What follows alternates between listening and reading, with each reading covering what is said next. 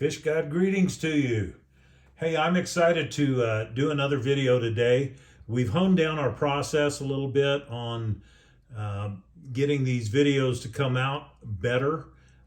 We've taken some of the feedback that has been given, and we're really trying to make these better. I'm going to redo a couple of the videos that I did early on that would go out of focus.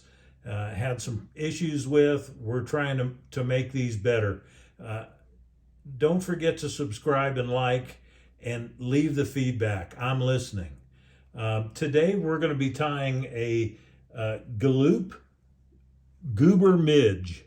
Kelly Galoop did this. It's been a fantastic midge for me. I'm using a size 18 standard dry fly hook. I've got 20 denier nano silk. I put a little super glue on there. Nano silk is so slick, you've got to just touch the hook with some super glue, start it, then it's golden. I'll have a list of what I'm using in the description. Feel free to look at it. This fly has been really good for me on local waters when there's midges present. In fact this is the only dry midge that I use anymore. It's something that Kelly Galoop had said, and I thought, yeah, and I'll be dang if he isn't right. This midge is just amazing.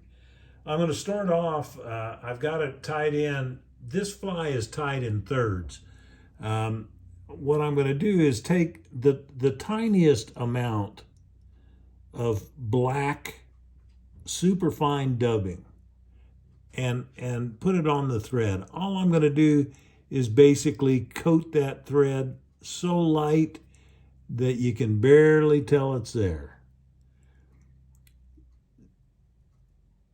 And I'm going to build up the back third of the fly first with a little black dubbing. So I've got a little noodle on there. I'm going to slide that noodle up, wrap that back third of the hook shank, tighten that last little bit up. Anytime it gets loose like that, you can just back off one turn and tighten it up a little bit more and finish it the way you want to finish it. Okay, so I've got the back third on. Now I'm going to take, this is lateral scale, and it's real small lateral scale. And I've got two pieces in here, and I've licked them to keep them together. So I've got two pieces of this lateral scale. I'm going to put two pieces on one side and then come around and put two pieces on the other side. So I'm just going to get that started here. Get a couple of wraps in, kind of untangle myself. But I want the two pieces to actually come out from the side. And you can see how that's kind of coming out one way, one direction. Then what I'm going to do is wrap forward a little bit. Get my hand out of the way. It wants to tangle on my bobbin right now. Such is life. We'll just get it untangled. I'm going to take that over the hook shank now and tie it down and come back to the dubbing again. Now I've got a V shape, and this is pretty critical to get that V shape. You want this flash to imitate the flash that midges make when they're on the water. I'm going to go ahead and just secure that down. And I can trim out that excess. And you can see, now you can see there's actually two strands in there. I'm just going to trim this, and I'm going to trim it a little long right now, and that's fine. I went ahead and took the excess of the lateral scale and just licked it, and it'll hold together, and then I can put it aside and use it for the next fly. I'm tying up a batch of these for a friend of mine that's going to be fishing them here. We've had midges hatching. Today is we're in the first week of March, and we've had midges hatching on the river locally here, and he's been just itching to get these risers. He said, yeah, they're not hitting anything. I said, yeah, put this on and they'll hit. So he's itching to get at it. So he said, tie me up a half dozen of these and we'll move on. I've got another minor pinch, and when I say a minor pinch, I mean you can barely see those fibers on my finger. And we're not talking about dubbing a big super fat body. This is a really small hook. It's a standard 18, and this one actually looks small to me, but I'm pretty sure it's a standard 18. I'm going to dub the next third of the hook shank, which I've done there. And now I'm ready for my next material. I'm going to put on either deer or elk. I'm going to put on an elk hair wing. So I've got it trimmed off already, and I've put it in my stacker. And now I'm going to measure and see how long a wing we really want. You want a substantial amount in this of hair. I'd rather, and Kelly Galoob says the same thing, he'd rather have more than less, and I have to agree with him. I've found that more seems to work better. I've got, probably close to 3 dozen fibers. I might pull a few out just because seems a little thick to me. But what I'm going to do is measure here, and what I want it to do is just get to the back. I'm going to go ahead and transfer where I'm going to cut it, and I'm going to cut it right where my fingers meet. So that's going to be what I'm going to tie down. The nice thing is when you're using nano silk is you can put a lot of pressure on the thread, and it will do wonderful things for you when it comes to deer hair. So I'm using a pinch wrap to put this on. So you can see I've got the tips of the butts, just the ends of the butts, barely visible. I'm going to do a little pinch wrap there and pull down and just catch those butts. Okay? And then I'm going to put another loose wrap, and then I'm going to cinch down a little bit. Okay? Then I'm going to go ahead and wrap back to my dubbing. Okay? And notice my fingers stay on the wing. I'm keeping that wing up on top. That's really important. This thing will try and squiggle away from you if you let it. Don't let it. Then I'm going to tie down the butts, the rest of the butts, and just kind of clean that up a little bit. So now I got that little wing. That's perfect. That's just exactly what I wanted.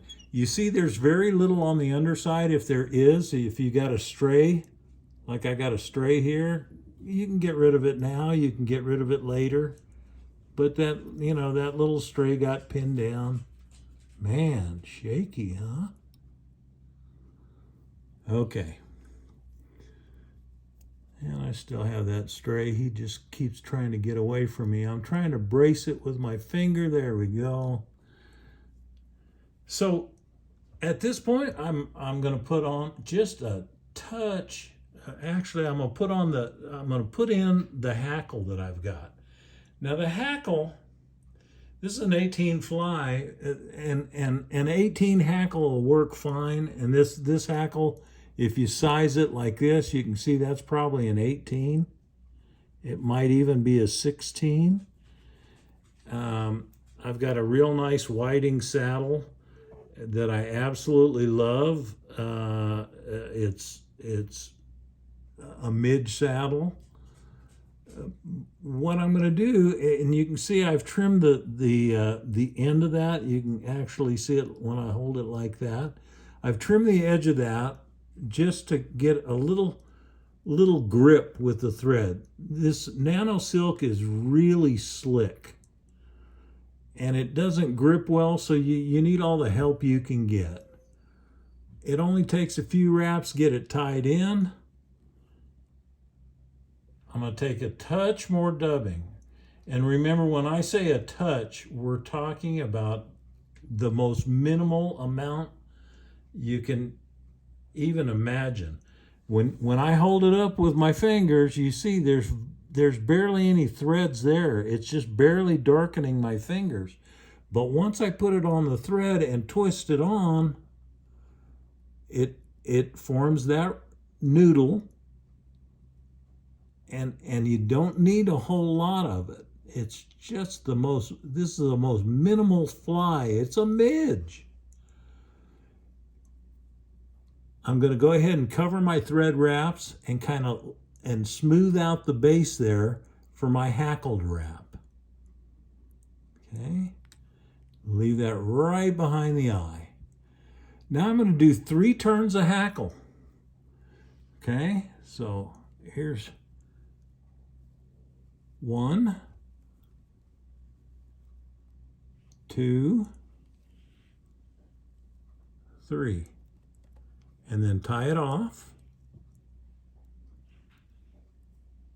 Okay, 1, 2 tie off and 1 in front. Pull that stem back. Do a couple of locking wraps there. And then I'm going to whip finish this.